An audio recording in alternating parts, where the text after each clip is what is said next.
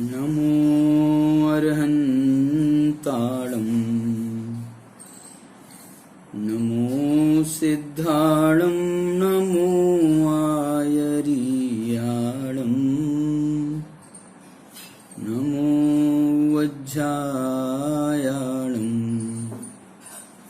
नमो लोये सव्वसाहुळं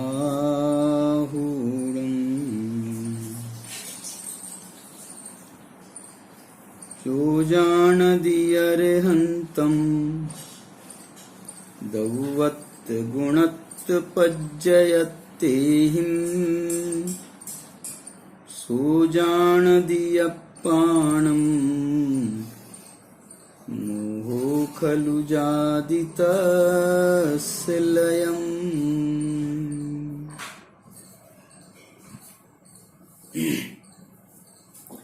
केवल ज्ञान टीवी इंदौर के माध्यम से ये जो ऑनलाइन संगोष्ठी के अंतर्गत व्याख्यान माला का आयोजन किया गया है, इसमें मुझे जो विषय दिया गया है वो दिया है द्रव्य गुण पर्याय को जानना क्यों आवश्यक है।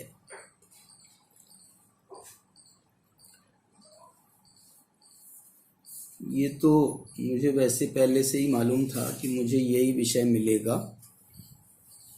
क्योंकि मेरी पीएचडी का विषय द्रव्यगुण पर्याय था। इसलिए गौरव जी को भी ऐसा लगा कि भाई साहब को यही विषय देना चाहिए। और वास्तव में मैं आपको एक छोटी सी बात कहना चाहता हूँ कि जब मैंने इस विषय का चुनाव किया था पीएचडी के लिए, तब भी मेरे मन में कोई पीएचडी करने का भाव नहीं था, बल्कि मेरे मन में तो ये भाव था कि द्रव्य गुण पर्याय पर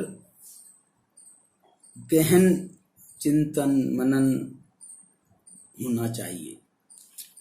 और उस समय मेरे मन में भी बहुत ऊहापोह चल रही थी द्रव्यगुण पर्याय को लेकर के, क्योंकि उस समय वो वाला युग था, सन 80 के आसपास का, जब वहाँ जयपुर में मैं पढ़ता था और वहाँ पर आदरणीय बाबूजी युगल जी, लालचंद भाई, डॉक्टर साहब, धवल जी,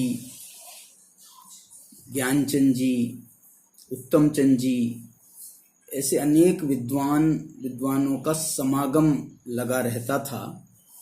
और उस समय मुझे जब व्याख्यान हम सुनते थे तो व्याख्यानों में, और उस समय तो गुरुदेव भी सन 80 तक तो गुरुदेव भी हाजिर थे, तो उनका समागम भी मुझे लगभग 3 वर्ष तक हुआ। तो गुरुदेव भी यही कहते थे कि भाई पर्याय से भिन्न आत्मा का अनुभव करो। दृष्टि का विषय पर्याय से भिन्न है, दृष्टि का विषय पर्याय से भिन्न है। यहाँ लालचंद भाई के व्याख्यान में भी वही बात आती थी, युगल जी वही व्याख्यान करते थे। तो जो हैं युगल जी तो दृष्टि के विषय के एक्सपर्ट माने जाते हैं। तो ये व्याख्यान सुन करके मेरे मन में, और जो हम आगम के आधार पर अध्ययन कर रहे थे, उन दोनों में परस्पर में बड़ा क्रॉस होता था। और ये ऊहापोह बना रहता था कि द्रव्य जो है वो पर्याय से भिन्न हो कैसे सकता है। गुण पर्याय वद द्रव्यम कहें या पंचास्तिकाय की गाथाएं हैं, द्रव्य के बिना पर्याय पज्जय विजुदम दव्वम दव्य विजुत्ताय पज्जयानत्थि। द्रव्य के बिना पर्याय नहीं होती, पर्याय के बिना द्रव्य नहीं होता। प्रवचन सार की जो है गाथाएं,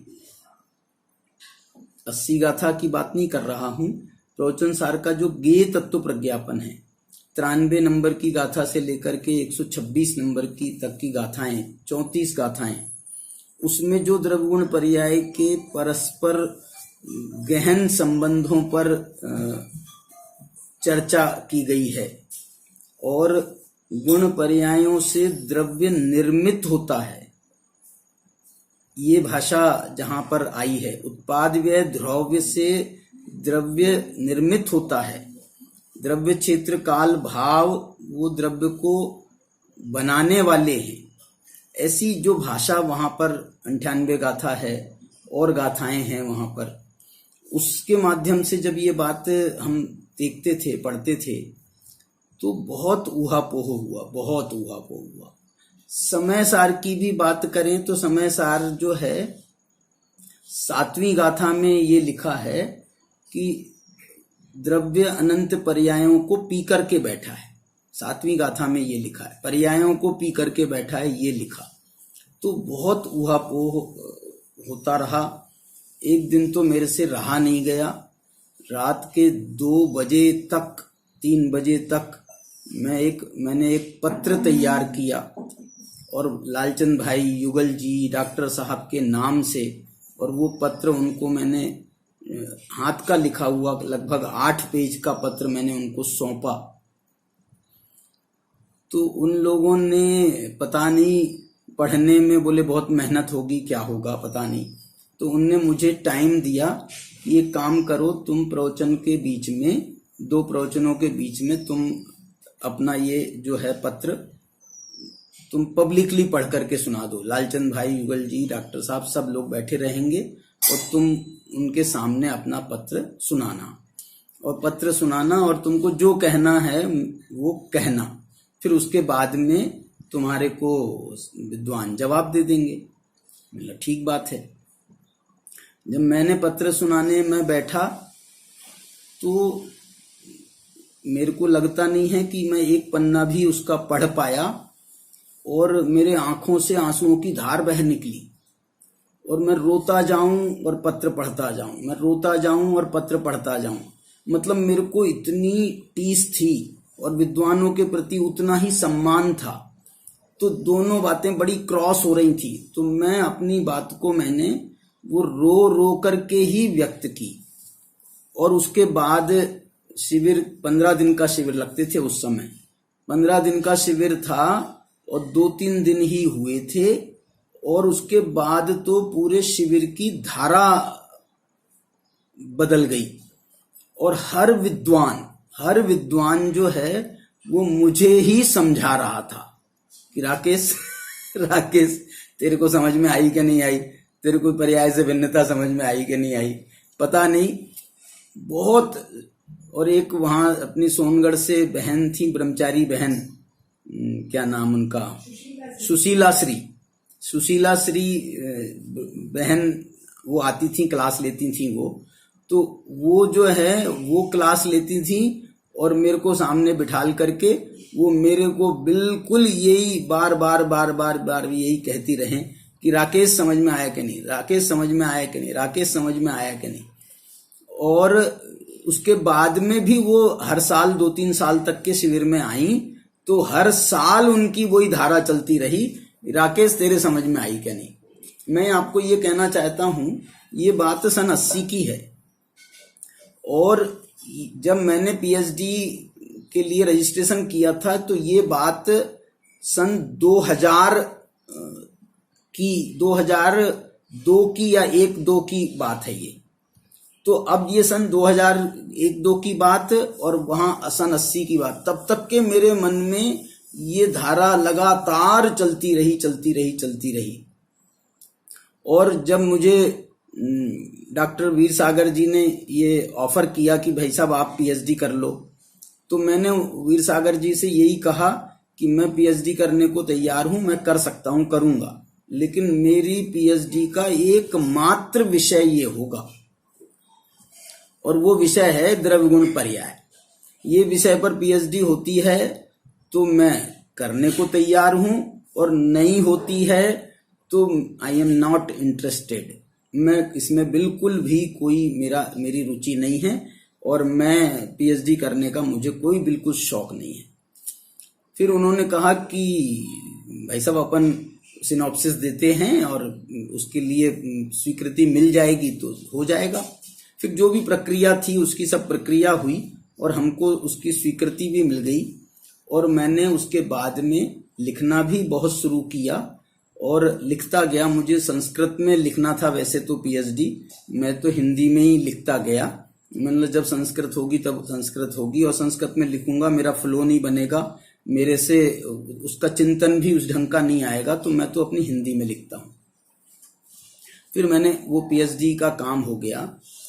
लेकिन मैं ये कहना चाहता हूँ कि ये जो बात गुरुदेव श्री कहते रहे और हम सब विद्वान कहते हैं ना कि किसी के समझाने से समझ में नहीं आती है, तो मेरे को 25 साल तक के विद्वान समझाते रहे, कब समझ में आई नहीं आई पता नहीं। लेकिन जब मैंने पीएचडी की तो उस बीच में भी मुझे ये ख्याल नहीं कि मुझे ये बात कब समझ में आ गई। लेकिन निष्कर्ष, जब पीएचडी का निष्कर्ष ये निकला कि मुझे द्रव्य गुण पर्याय की परस्पर आश्रयता जो आगम का विषय है, प्रवचन सार का विषय है, वो मुझे जितनी अच्छी तरह से क्लियर हुआ, पहले भी उसके संबंध में तो थोड़ा सा क्लियरेंस था, लेकिन वो विषय जितना क्लियर हुआ उतना ही ये विषय भी क्लियर हो गया कि जो दृष्टि का विषय है वो पर्याय से अत्यंत भिन्न है। ये पर्याय से अत्यंत भिन्नता, उसकी मुझे वो पीएचडी के बीच में जो 8 साल का चिंतन हुआ उसमें मुझे ये बात बहुत क्लियर हुई। मैंने अपने पीएचडी में भी उस विषय को बहुत कुछ रखा है और उस तत्संबंधी 2-4 लेख भी मैंने बराबर उसके लिखे हैं और वो पीएचडी उससे मेरे को बहुत कुछ क्लियर हुआ, मैं आपको ये कह सकता हूँ।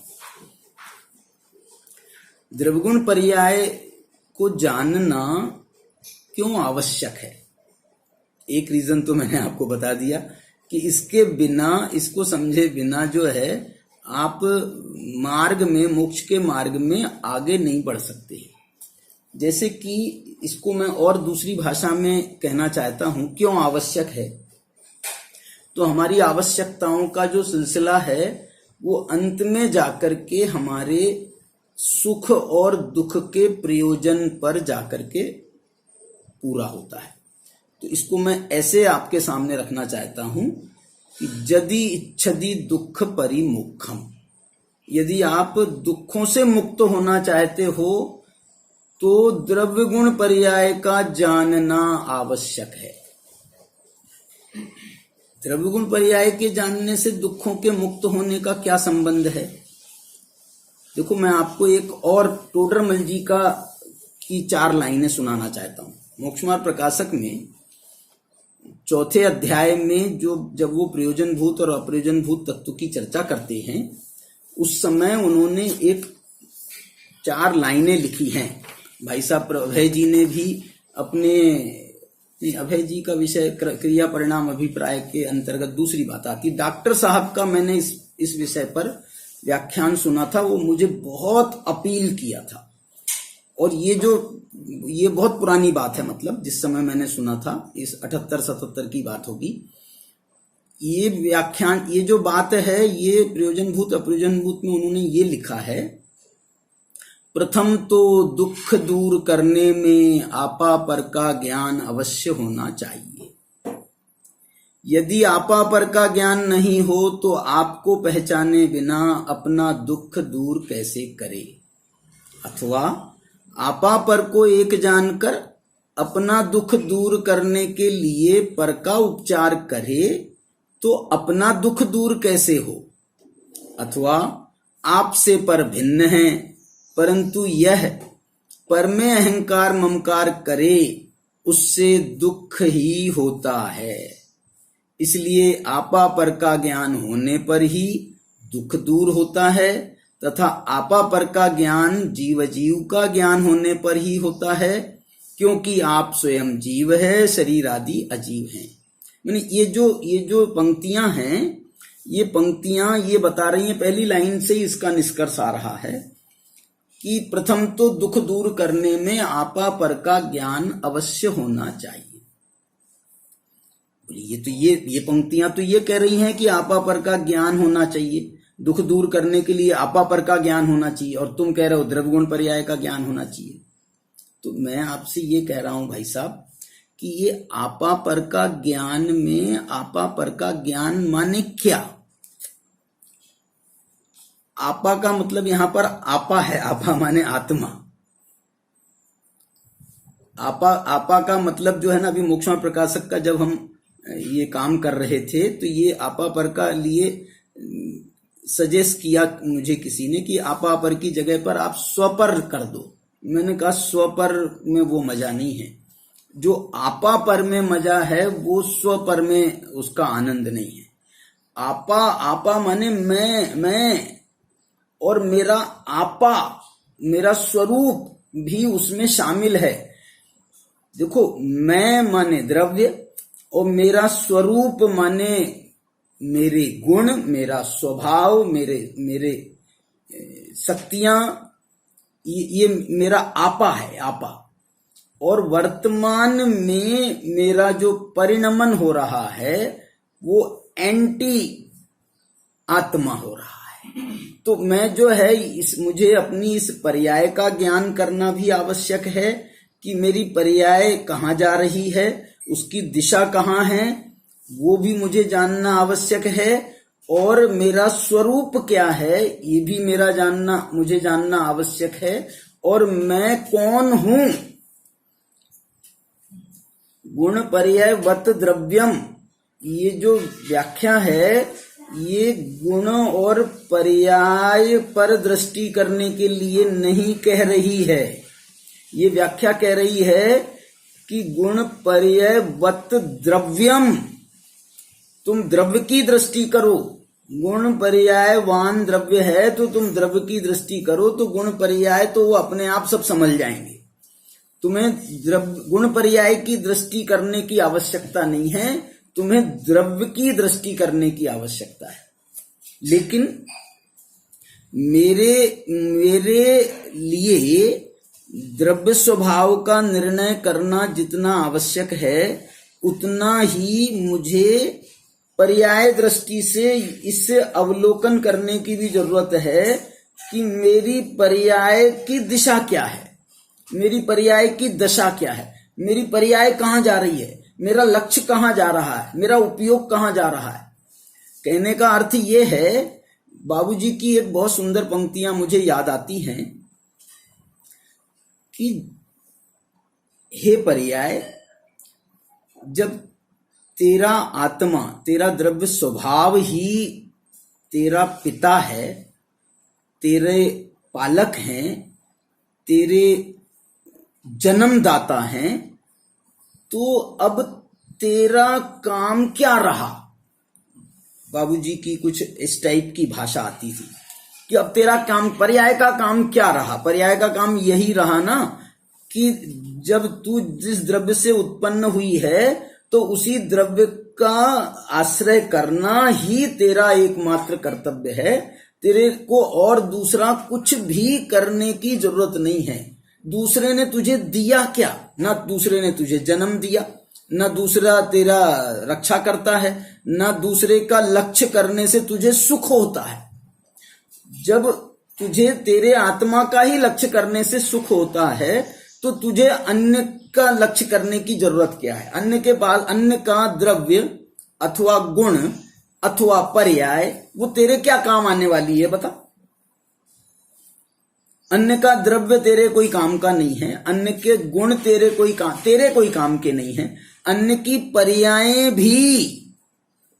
पर्यायें भी मैं कहा ना आपको कि अच्छा नहीं लग रहा है मुझे बोलने में कि 25 साल तक के मुझे विद्वान समझाते रहे, नहीं समझ में आई। जब वो उपादान की योग्यता जागी, मैंने वो जो दूसरे के समझाने से समझ में नहीं आता है, खुद के समझने से समझ में आता है। ये बात जो है इसमें अत्यंत रूप से घटित होती है। और आत्मा को कहें, पर्याय को जो कहें, तो उसको जो शांति मिलती है, तृप्ति मिलती है, उसको जो चैन मिलता है, तो जैसा अपनी माँ की गोद में बच्चे को आराम मिलता है, चैन मिलता है, सुख मिलता है, ऐसे ही इस द्रव्य की गोद में पर्याय को भी सुख मिलता है, चैन मिलता है, आनंद मिलता है। ये वस्तु की स्थिति है। ये वस्तु की स्थिति यदि हमारे समझ में आ जाए तो वास्तव में ये जो है पूरा कल्याण का मार्ग प्रशस्त हो सकता है। मैं आपको इस संबंध में आगम से भी कुछ परिचय कराना चाहता हूं। आगम से परिचय माने द्रव्यगुण पर्याय को यदि आप जानना चाहते हो तो इसका मुख्य केंद्र बिंदु तो प्रवचन सार की जो मैंने गाथाएं बताई 93 से लेकर 126 गाथाएं, ये द्रव्यगुण पर्याय की केंद्र हैं। इसकी टीकाएं बहुत मार्मिक हैं। अमृत चंद्राचार्य ने तो कमाल किया है इनकी टीकाओं में। माने जो गौरव, जो गंभीरता, जो सूक्ष्मता, जो गहराई इसमें इन गाथाओं की टीका में प्राप्त होती है अमृत चंद्राचार्य की, वो बात जो है जितना द्रव्यगुण पर्याय का विस्तार किया गया है ना जिनागम में, उस सारा का सारा विस्तार ये प्रवचन सार की ये 34 गाथाएं, ये उसकी आधारभूत गाथाएं हैं। आधारभूत गाथाएं कहना ये चाहता हूं कि टीकाकारों ने तो उन गाथाओं के आधार पर अपनी टीका लिखी ही है। जयसेनाचार्य ने भी अपनी टीका लिखी। एक प्रभाचंद्राचार्य की भी एक टीका मिलती है प्रवचन सरोज भास्कर के नाम से। हेमचंद जी जो इस हेमचंद जी है ना, क्या नाम है विद्वान, हेमराज जी जिन्होंने ये इसका जो है भावार्थ लिखा है। इसके प्रवचन सार के भावार्थ में आपको जयसेनाचार्य के बहुत अच्छे दर्शन होंगे। भावार्थ में जयसेनाचार्य की बात जो है वो भावार्थ में गर्भित हो गई। इसीलिए गुरुदेव श्री ने जब प्रवचन सार का प्रकाशन करने की बात आई थी तो गुरुदेव श्री ने ये विशेष रूप से कहा था कि भाई इसमें जो है ये तात्पर्य वृत्ति जो प्रवचन सार की टीका है इसको भी इसके साथ में छापो। तो सोनगढ़ से जो प्रवचन सार का प्रकाशन हुआ उसमें ये विषय बराबर जयसेनाचार्य की टीका भी बीच में प्रकाशित हुई है। अब द्रव्यगुण पर्याय का स्वरूप बताने वाली तो ये 34 गाथाएं हैं, लेकिन जब तक आपको उसकी आवश्यकता महसूस नहीं होगी कि द्रव्यगुण पर्याय को जानना क्यों आवश्यक है, द्रव्यगुण पर्याय को जानना क्यों आवश्यक है, यदि इसकी आपको आवश्यकता महसूस नहीं होगी तो आप उसको क्यों जानोगे, उतनी मेहनत आप क्यों करोगे। और इतना, इसके बीच में एक और बात बता दूं आपको, पंचाध्यायी जो द्रव्यगुण पर्याय का पहला अध्याय, विशेष रूप से पंचाध्यायी में 5 अध्याय लिखे जाने थे, वो भी ग्रंथ अधूरा रह गया, उसके भी 2 अध्याय भी पूरा नहीं हुए। तो पहला अध्याय उसका जो है वो द्रव्यगुण पर्याय से 700-800 गाथाएं उसमें श्लोक हैं, छंद हैं, उसमें द्रव्यगुण पर्याय का अत्यंत मार्मिक विवेचन, लेकिन उसका भी आधार ये प्रवचन सारी है। इसके अलावा पंडित दीपचंद जी शाह कासलीवाल हैं, आपके और विद्वान भी हैं, बनारसी दास जी हैं, और विद्वान भी हैं, लेकिन सब ने प्रवचन सार को ही अपना आधार बनाया। और ये गाथाएं ये जो प्रकरण हैं, मैं ये कहना चाह रहा हूं ये द्रव्यगुण पर्याय को जानना आवश्यकता का जो प्रकरण है ना, ये 93 गाथा में नहीं है। आवश्यकता का प्रकरण वो 93 गाथा के भी पहले जो ज्ञान तत्व की गाथाएं हैं 1 से लेकर के 92 गाथा तक, उसमें लगभग 16-17 गाथाएं, माने 77 गाथा से लेकर के 92 गाथा तक कितनी होती हैं देखो आप, 16 गाथाएं होंगी, 77 से लेकर के 92 तक 16 गाथाएं हैं। तो इन 16 गाथाओं में आवश्यकता का प्रतिपादन किया गया है। प्रकरण वहां पर शुद्धोपयोग का है। बोले शुद्धोपयोग की जरूरत क्या है, तो आचार्य कहते हैं कि शुद्धोपयोग करना है तो मोह का नाश करना है क्या नहीं, तुम्हें शुद्धोपयोग की आवश्यकता क्या है, आवश्यकता क्यों है? बोले मोह का नाश करना है कि नहीं करना है? मोह माने दर्शन मोह, और मोह माने चारित्र मोह भी। दर्शन मोह का नाश भी शुद्धोपयोग से होता के बल से होता है, और चारित्र मोह का नाश भी शुद्धोपयोग के बल से होता है। प्रश्न ये है कि तुम्हें मोह का नाश करना है क्या नहीं, मोह का नाश करना है क्या नहीं। यदि मोह का नाश करना है तो शुद्धोपयोग अनिवार्य है।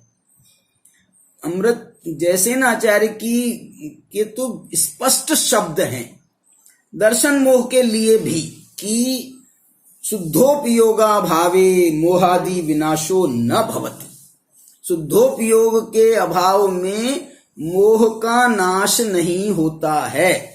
ये जो जिस प्रकरण में यहां पर इन्होंने मोह का प्रयोग किया है, ये मोह दर्शन मोह के लिए ही है। माने सबसे पहले सम्यक दर्शन। मोह माने क्या? मोह का विरोधी, सम्यक दर्शन का विरोधी मोह है। इसलिए आपको सम्यक दर्शन करना है तो मोह का नाश करना पड़ेगा, और मोह का नाश करना है तो शुद्धोपयोग के बिना मोह का नाश नहीं होता है।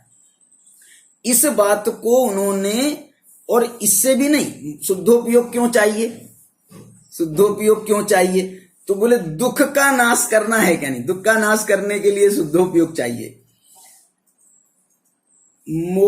दुख का नाश करने के लिए शुद्धोपयोग चाहिए, मोह का नाश करने के लिए शुद्धोपयोग चाहिए। ऐसा कह सकते हम, दुख का नाश करने के लिए मोह का नाश करना आवश्यक है, मोह का नाश करने के लिए शुद्धोपयोग करना आवश्यक है, और शुद्धोपयोग करने के लिए द्रव्यगुण पर्याय का निर्णय आवश्यक है। द्रव्यगुण पर्याय के निर्णय के बिना, अथवा टोडरमल जी की भाषा में कहें तो आपा पर का ज्ञान किए बिना, द्रव्यगुण पर्याय का ज्ञान किए बिना, ये द्रव्यगुण पर्याय में अकेले आत्मा के द्रव्यगुण पर्याय नहीं है, पर के द्रव्यगुण पर्याय भी है। हमको जितना आत्मा के द्रव्यगुण पर्याय, निर्णय की भूमिका में जितना आत्मा के द्रव्यगुण पर्याय को जानना आवश्यक है, उतना ही हमको पर के द्रव्यगुण पर्यायों को, बल्कि छहों द्रव्य के द्रव्यगुण पर्यायों को। प्रवचन सार तो स्पष्ट कह रहा है कि ये सामान्य द्रव्य प्रज्ञापन अधिकार है। ज्ञान ज्ञेय तत्व प्रज्ञापन है ना, उस ज्ञेय तत्व प्रज्ञापन को 3 भागों में आचार्य ने बांटा। 108 गाथाएं हैं ज्ञेय तत्व प्रज्ञापन की। 34 गाथाओं में उन्होंने सामान्य द्रव्य प्रज्ञापन अधिकार ऐसा लिखा है, ये 126 तक, और फिर 127 से 156 तक, शायद मेरे को 54 तक, 154 तक या 156 तक, ये जो है उसमें विशेष द्रव्य प्रज्ञापन अधिकार है। और उसके बाद में 56 गाथाओं का, लगभग 56 गाथाओं का वो अधिकार है ज्ञान गे विभाग अधिकार, ज्ञान गे विभाग अधिकार। ये तो ज्ञेय तत्व प्रज्ञापन है। इसमें सामान्य द्रव्य प्रज्ञापन का अर्थ क्या हुआ? सामान्य द्रव्य प्रज्ञापन का अर्थ ये है कि आपको सब द्रव्यों के द्रव्यगुण पर्याय का एक ही स्वरूप है। सब द्रव्यों के सामान्य द्रव्यगुण पर्याय का एक ही स्वरूप है, अलग अलग स्वरूप नहीं है। विशेष द्रव्य प्रज्ञापन में ये जो द्रव्य गुण पर्याय की जो भी विशेषताएं हैं, स्वभाव विभाव रूप परिणतियां हैं, जीव पुद्गल में होती हैं, धर्मादि द्रव्यों में नहीं होती हैं, वगैरह वगैरह का जो वर्णन है वो विशेष द्रव्य प्रज्ञापन का विषय है। सामान्य द्रव्य प्रज्ञापन में तो सामान्य से द्रव्य कैसे हैं, गुण कैसे हैं, और उनमें पर्यायें कैसी होती हैं। कहा ना 93 नंबर की गाथा में, अत्थो खलु दव्वमौ दव्वाणी गुणपगाणी भणिदाणी तेहिम पुण पज्जाया पज्जय मूढ़ा ही पर समया। पदार्थ जो है वो द्रव्यात्मक है, द्रव्य गुणात्मक हैं, और तेहिम पुण पज्जाया, तेहिम माने गुणों की पर्यायें होती नहीं, वो द्रव्य और गुणों की जो पर्यायें होती हैं, जिन्हें हम द्रव्य पर्याय और गुण पर्याय के नाम से जानते हैं, तेहिम पुण पज्जाया, उनसे जो पर्याय होती हैं, उनसे पर्याय होती हैं, परंतु ध्यान रहे ध्यान रहे, पज्जय मूढ़ा ही पर समय। जो पर्याय केवल पर्याय में मूढ़ हैं वो पर समय। केवल पर्याय का मतलब द्रव्य गुणों से जो पर्याय होती हैं ये तो उस पर्याय का स्वरूप है कि द्रव्यों से उत्पन्न होना, गुणों से उत्पन्न, द्रव्य पर्याय होना, गुण पर्याय होना, ये तो पर्याय का स्वरूप है। ये पर्याय मूढ़ता का कारण नहीं है। वास्तव में पर्याय मूढ़ता का कारण ये है कि हमने एकमात्र ये जो मनुष्य पर्याय है, असमान जाति द्रव्य पर्याय, जे पज्जेषु निर्दा जीवा पर समय गति निदिष्ठा, जो पर्यायों में मूढ़ है वो पर समय है। पर समय माने वो ये कहना चाहते हैं कि ये पर्यायों में मूढ़ जो द्रव्य गुणों से पर्याय होती हैं ये तो पर्याय का स्वरूप है, ये पर्याय मूढ़ता का कारण नहीं है। द्रव्य गुण पर्याय के परिज्ञान के अभाव में, द्रव्य गुण पर्याय का परिज्ञान ना करते हुए हम यदि, हमने तो बस ये मनुष्य पर्याय देखी, बस हमने तो अपना जीवन, ये जब से हम पैदा हुए हैं तब से ये मनुष्य पर्याय के साथ में हमने अपना जीवन देखा है, तो ये बस मनुष्य पर्याय को ही हमने अपना जो सर्वस्व माना है। और जो इसकी टीका में अमृतचंद्राचार्य ने लिखा है कि ये जो मनुष्य पर्याय है ना, ये असमान जाति द्रव्य पर्याय जो है, इस पर्याय के लिए लिखा उन्होंने, ये सकल अविद्याओं का मूल है। माने सारे झगड़े की जड़ यदि कोई है तो ये मनुष्य पर्याय, ये मनुष्य पर्याय, असमान जाति द्रव्य पर्याय, ये सारे झगड़े की जड़ है। माने सकल अविद्याओं का मूल। मिथ्या दर्शन है तो इसके कारण से, मिथ्या ज्ञान है तो इसके कारण से, मिथ्या चारित्र है तो इसके कारण से। क्यों? क्योंकि हमने अपना सर्वस्व इस मनुष्य पर्याय को सौंप दिया है। सुबह से लेकर रात तक के, रात से लेकर के सुबह तक के 24 घंटे हमारे चित्त में एक ही चीज घूमती रहती है और वो है ये हमारी मनुष्य पर्याय। बोलो, हम जो अभी अपने घरों में कैद है ना, तो ये हम जो है अपने आत्मा का अनुभव करने के लिए गुप्त नहीं हुए हैं। हमने तो ये मनुष्य पर्याय की रक्षा सुरक्षा करने के लिए, ये मनुष्य पर्याय कहीं कोरोना के चक्कर में ना आ जाए, इसके लिए हमने ये कैद होना पसंद किया है।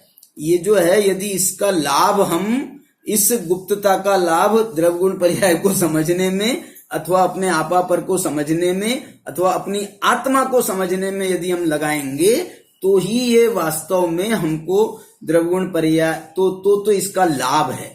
वरना जो है, जैसे हमारे दूसरे दिन बीतते थे, जैसे संकल्प विकल्पों में, शरीर की एकत्व बुद्धि में, शरीर के ही पोषण करने में, शरीर का ही लालन पालन करने में जो हमारा टाइम जाता था, तो अभी घर में रह करके भी हम उसका कोई विशेष लाभ नहीं ले पाएंगे। इसलिए ये जो मैं ये कहना चाहता हूं कि ये सकल अविद्याओं का मूल है ये शरीर। और मालूम सकल विद्याओं का मूल क्या है? सकल विद्याओं के मूल के लिए ये 94 नंबर की गाथा में ही, 94 नंबर की गाथा की टीका में आचार्य भगवान ने बहुत प्यारा शब्द डाला है, बहुत प्यारा। 94 में है कि 93 में? देखो 94 में है। ये तो पुनरसंकीर्ण द्रव्य गुण पर्याय सुस्थितम भगवंतम आत्मनः स्वभावम सकल विद्या नाम एक मूलम उपगम्य यथोदित आत्म स्वभाव संभावन समर्थतया और पर्याय मात्र आशक्तिम अत्यस्यात्मनः स्वभाव एव स्थिति। इसका मतलब ये है कि जो मेरा असंकीर्ण द्रव्य गुण पर्याय, असंकीर्ण का मतलब पर द्रव्यों से भिन्न, जो मेरा प्योर, मेरा असंकीर्ण जो संयोगी पर्याय हैं वो भी इसमें असंकीर्ण द्रव्य गुण पर्याय में नहीं आएंगी। वास्तव में असंकीर्ण द्रव्य गुण पर्याय का मतलब ये है कि मेरा द्रव्य, मेरे गुण और मेरी कारण शुद्ध पर्याय, असंकीर्ण द्रव्य गुण पर्याय सुस्थितम भगवंतम आत्मना। वाह वाह वाह! भगवान आत्मा के स्वभाव में जो कि सकल विद्याओं का मूल है। शरीर के लिए कह रहे हैं ये सकल अविद्याओं का मूल है, और ये असंकीर्ण द्रव्यगुण पर्याय में सुस्थित भगवान आत्मा, उसका जो स्वभाव है वो सकल विद्याओं का मूल है। इसलिए यदि हम उसका आश्रय करें तो हमको ये जो है द्रव्यगुण पर्याय का स्वरूप समझ में आ सकता है। मैं आपको ये कहना चाहता हूं कि यदि अभी अपने पास में समय विशेष नहीं है, ये जो आप जो है इसकी आवश्यकता समझने के लिए आप जो है ये 77 नंबर की गाथा से, 77 नंबर की गाथा माने जहां उन्होंने ये कहा है ना 77 नंबर की गाथा में कि जो पुण्य और पाप में भेद करता है वो भेद करना है, वो मोह से संचन्न संसार में हिंडदी घोर मवारम संसारम मोह संचन्न, वो मोह से युक्त होकर के अपार संसार में भ्रमण करता है। ये उसकी जड़ है, दुख की जड़ ऐसा मोह, और वो उसका कारण है पुण्य और पाप में भेद नहीं करना। ये जो शुद्धोपयोग की तरफ जा रहे हैं, शुद्धोपयोग की तरफ जा रहे हैं।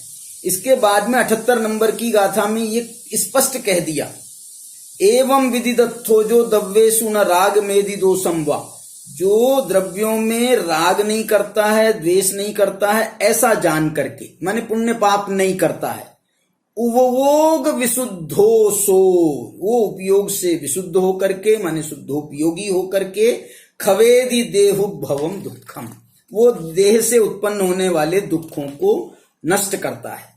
यहां पर आचार्य ने इसके बाद की 79 नंबर की गाथा में ये सचेत करते हुए कहा कि हे मुनियों, चत्ता पावारंभम, यदि तुमने पाप का आरंभ भी छोड़ करके और यदि तुम शुभ चारित्र में भी उद्यत रहते हो, उसमें उपस्थित रहते हो, उसमें ही लीन तल्लीन रहते हो, और न जहदी जदि मोहादि, तुमने मोह को छोड़ा नहीं, तो न लहदी सो अपगम शुद्धम, तो तुम ये अपनी शुद्धात्मा को प्राप्त नहीं कर सकते। ये बात जो है 79 की गाथा में कहा, और इसी गाथा, यही गाथा की वो टीका है जहां पर आचार्य ने ये कहा था, मुनिराज यदि शुभोपयोग परिणति में रत रहते हैं तो मानो, ठपका लगाया है आचार्य ने, ठपका, और उनसे ये कहा है कि हे मुनि, तुम